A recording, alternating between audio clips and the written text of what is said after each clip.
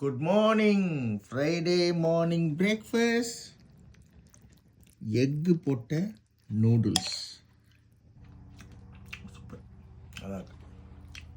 Thank you சொல்லு. Good afternoon. Friday lunch. நெய், சாம்பார்,